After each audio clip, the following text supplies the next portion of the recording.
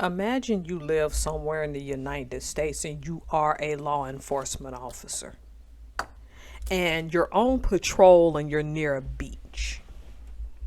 You hear very loud, significant screaming. And the closer you approach the beach, because you know that's where it's coming from, the more you realize that screaming is on the water. You pull off, investigate, get close. You see a father with two children. And he yells at you, "Stay back." And that's when your adrenaline kicks in. It picks up. And you realize, my goodness, this man is trying to drown his own three children under the 3 years and under years old. You call for backup. More officers go in the water. 3 are injured, but will be okay. And the 2 little boys are rushed to the hospital in critical condition. I know this is going to upset some of my listeners, but sometimes you need the police for stuff. I get that there is such thing as police brutality. I get that a lot of bad things are being caught on tape, but sometimes you need the cops for stuff. And I don't feel bad for being filled with gratitude that there were enough officers that went in that water and cared about these kids. I'm a huge advocate for fathers, okay? I'll tell you a quick anecdotal story. I won't say it's so much anecdotal as it was fact. I won't say the name of the family either and the circumstance when it happened. Years ago when I was growing up, and that would encompass anywhere from 1980 when I was born to 1997 when I was 17 years old. So I won't say which decade and what year. There was a single father that was what we call obese. And he was playing by the pool with his 2 to 3-year-old daughter. She couldn't swim, but somehow either got sucked in or jumped on the deep end. Despite knowing that his daughter could not swim and that he couldn't swim, he jumped in to rescue her knowing he couldn't swim, and they both were deleted.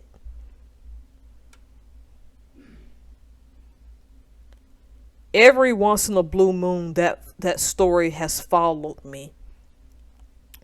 Because I could remember derelict single parents all around, but this man was so protective of his bloodline, with no one around to rescue any of them. He, already probably having some health problems, jumped in, tried to save her, and they were deleted together. That's one of those stories where one of the few where I lost sleep because he died doing the right thing, protecting his bloodline. We can go into all kind of innuendos. Why was he at that pool alone with his daughter when he knew neither could swim? You can make that assessment. But at the end of the day, he didn't wait for backup. He jumped in and saved his child, and he and her went into eternal rest together. Some people are great swimmers, take their children who are not so great swimmers, like this single father, out in the water to drown them. It's second nature for lots of people to harm their children now. And I guess being the product of an overprotective single father when I was growing up, this is a particularly heartbreaking story.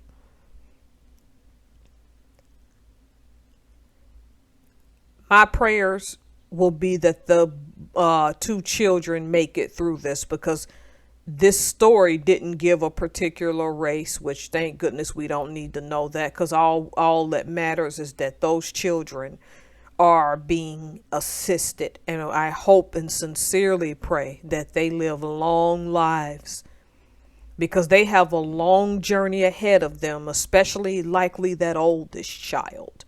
Because 3 and under implies that 3-year-old, that the eldest might be 3. And may be old enough to understand that his or her own father tried to unalive them. See, there's an increase in single fathers.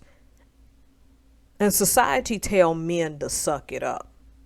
Don't think for a second, and I don't know because the mother in this situation wasn't mentioned. It's highly possible that she was. This story was vague, but it was just sad enough that it only mentioned the father. So I'm going to get into a quick thing with single fathers. Don't think it's not hard out here for men who also have to have children and be single stewards of children.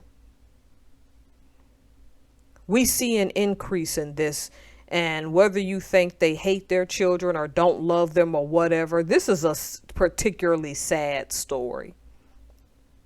I'm going to pray to the Most High that this is not a continuing trend. Because men especially are fighting more for their children in court because they recognize that is their bloodline. Yet this happened.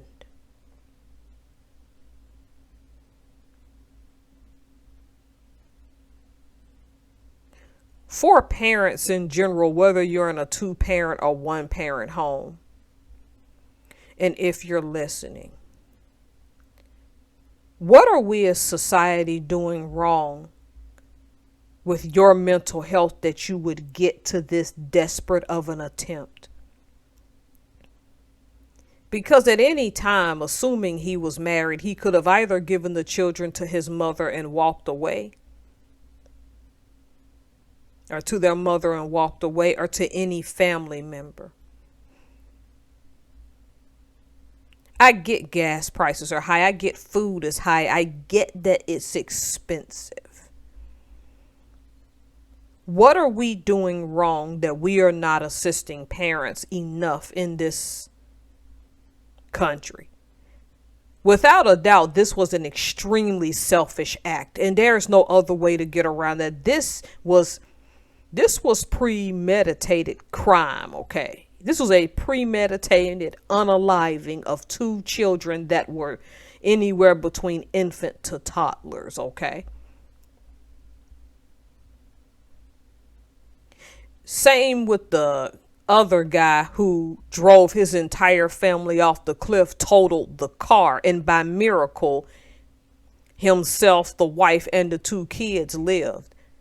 That woman is a strong woman, because after he tried to unalive the entire family, she still is fighting for his freedom so that they can be together. I don't know that I could be that strong. Mothers have been unaliving their kids for a while. Now we see a few fathers doing this as well. I don't condone, and I'm not trying to automatically say this is mental illness. So I hope that you've listened to this entire video. Because to yell at a cop to stay back, this man was going to premeditatedly unalive his children and had no clue that law enforcement was right in the area and was the first witness on the scene.